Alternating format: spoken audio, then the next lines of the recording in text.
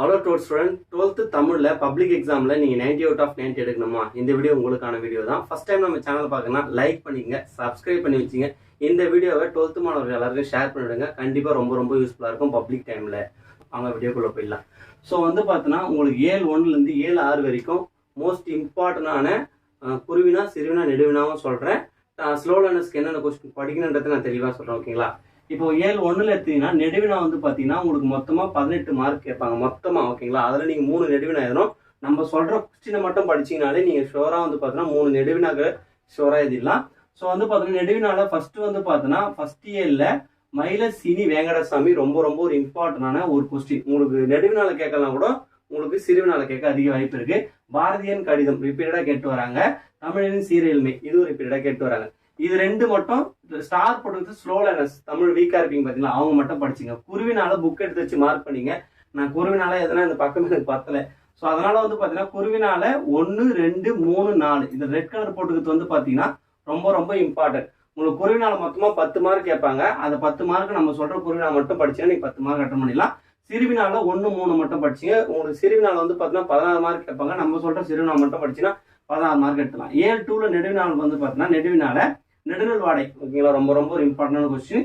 அப்புறம் பார்த்தீங்கன்னா பொறுப்புணர்ச்சியின்றி, ஓகேங்களா, அந்த ஊரை மாற்றின்னு சொல்லிட்டு மருதனின் பண்புகள், அது ரொம்ப இம்பார்ட்டன்ட். அப்புறம் குருவினால பார்த்தீங்கன்னா 1 3 4 ரொம்ப இம்பார்ட்டன்ட் எல்லாமே. சிறுவினால 2 3 4 இது 2 3 ரொம்ப இம்பார்ட்டன்ட். திருக்குறள் பார்த்தீங்கன்னா நெடுவினால செய்நன்றி அறிதலே அறம், அந்த கொஸ்டின் ரொம்ப இம்பார்ட்டன்ட். சினத்தை காத்தல் இது ரொம்ப இம்பார்ட்டன்ட். அப்புறம் பார்த்தீங்கன்னா குருவினால 2 3 5 இது 2 5 ரொம்ப இம்பார்ட்டன்ட். அதாவது தமிழ் வீக்கர் ஸ்டூடெண்ட்ஸ் 2 5 ரொம்ப படிச்சிங்க. திருவினால 1 4 4 ரொம்ப இம்பார்ட்டன்ட். ஸோ இதுதான் 7:3 பார்த்தீங்கன்னா நெடுவினால குடும்பம் எனும் சிறிய அமைப்பு ரொம்ப இம்பார்ட்டன்ட். உரிமை தாகம் அது ரொம்ப இம்பார்ட்டன்ட். அப்புறம் பார்த்தீங்கன்னா குருவினால 1 2 5, ஓகேங்களா, அது 1 2 ரொம்ப இம்பார்ட்டன்ட். சிறுவினால 1 2 3 5. ஸோ இந்த ரெட் கலர் போட்டு யாருக்காகன்னு பார்த்தீங்கன்னா தமிழ்ல வீக்கா இருப்பீங்க பார்த்தீங்களா, படிக்கவே கஷ்டமா இருக்கு. இந்த ரெட் கலரை மட்டும் படிச்சீங்கன்னா நீங்க எல்லா கொஸ்டின் அட்டன் பண்ணிடலாம். 7:4 பார்த்தீங்கன்னா நெடுவினால பண்டைய கால கல்வி முறையும் சூரியனை பிரசவிக்கும் பாறை ரொம்ப இம்பார்ட்டன்ட். அதே போல குருவினால பார்த்தீங்கன்னா 1 2 3 4 ரெட் கலர் போட்டது ரொம்ப இம்பார்ட்டன்ட். சிறுவினால 1 2 3, ஓகேங்களா. திருக்குறள் எடுத்தீங்கன்னா உங்களுக்கு பார்த்தீங்கன்னா நெடுவினால அறிவுடைமை வாழ்வின் உயர்வுக்கு, அந்த கொஸ்டின் ரொம்ப இம்பார்ட்டன்ட். திருக்குறள் ஒரு வாழ்வியல் இதுவும் ரொம்ப இம்பார்ட்டன்ட். குருவினால பார்த்தீங்கன்னா 4 8 படிச்சிங்க. சிறுவினால 2 7 படிச்சிங்க. ஸோ அதே போல பார்த்தீங்கன்னா 7:5 பார்த்தீங்கன்னா திரைப்படத்துறை, அந்த கொஸ்டின் ரொம்ப ஒரு இம்பார்ட்டன்ட். அப்புறம் பார்த்தீங்கன்னா நடிகர் திலகம் அதுவும் ரொம்ப இம்பார்ட்டன்ட். சென்னையில் உள்ள மயிலாப்பூர் இந்த 3 நெடுவினா படிச்சிருங்க. அப்படி டாப்பர்ஸ் தான் 3 படிச்சிங்க, ஸ்லோ லேர்னர்ஸ் தான் 2 மட்டும் படிச்சிங்க. குருவினால 1 3 ரொம்ப இம்பார்ட்டன்ட், 2 டாப்பர்ஸ் படிச்சிங்க. சிறுவினால 1 2 3 4 அதில் பார்த்தீங்கன்னா ஸ்லோ லேர்னர்ஸ் 2 3 படிச்சிங்க. 7:6 பார்த்தீங்கன்னா நெடுவினால பார்த்தீங்கன்னா நிர்வாக மேலாண்மை ரொம்ப ஒரு இம்பார்ட்டன்ட். H.A. கிருஷ்ணனார் அதுவும் ரொம்ப ஒரு இம்பார்ட்டன்டான நெடுவினா. இது உங்களுக்கு இந்த வாட்டி பப்ளிக்ல கேட்க அதிக வாய்ப்பு இருக்கு, நீங்க வேணா பாருங்க. அதே போல சிறுவினால பார்த்தீங்கன்னா 1 2 3 அதில் 1 3 ரொம்ப இம்பார்ட்டன்ட். குருவினால சிறுவினால 1 2 அதில் 2 இம்பார்ட்டன்ட். ஸோ இதுதான் பார்த்தீங்கன்னா உங்களுக்கு படிக்க வேண்டிய குருவினா சிறுவினா நெடுவினா. இப்போ நான் தெளிவா சொல்றேன் பாருங்க. குருவினா எழுதுனீங்கன்னா குறைஞ்சபட்சம் 4 வரிகள் எழுதுங்க, ஓகேங்களா. சிறுவினா எழுதுனீங்கன்னா குறைஞ்சபட்சம் 10 வரிகள் எழுதுங்க, ஒரு பக்கமாச்சு எழுதுங்க. நெடுவினா எழுதுனா குறிப்பு சட்டகம் போட்டு எழுதுங்க.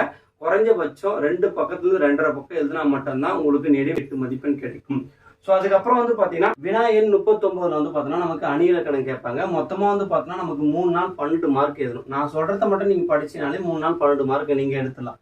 இப்போ பார்த்தீங்கன்னா வினா எண் 39 அணி இலக்கணத்துல பொருள் வேற்றுமை அணி படிங்க, ஓமை அணி படிங்க, ஏகதச உருவ அணி படிங்க, நிரல்நிறை அணி படிங்க. இந்த 4 அணி படிச்சாலே உங்க கையில 4 மார்க்.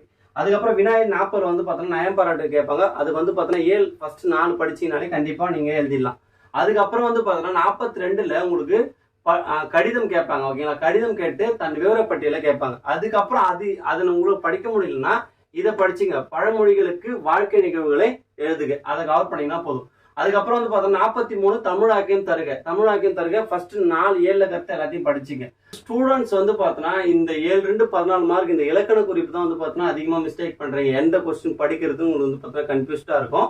ஸோ நான் சொல்ற இந்த 11 டாப்பிக்கை நீங்க கவர் பண்ணீங்கனாலே கண்டிப்பா நீங்க 7 2 14 மார்க் எடுத்துலாம். 7:1 7:6 வரைக்கும் படிச்சீங்கன்னா ஃபர்ஸ்ட் பார்த்தீங்கன்னா கலைச்சொல் தருக எல்லாமே எல்லா ஏழையும் நல்லா தரவு படிச்சிங்க. அப்புறம் புணர்ச்சி விதி தருக எல்லா ஏழையும் நல்லா தரவு படிச்சிங்க.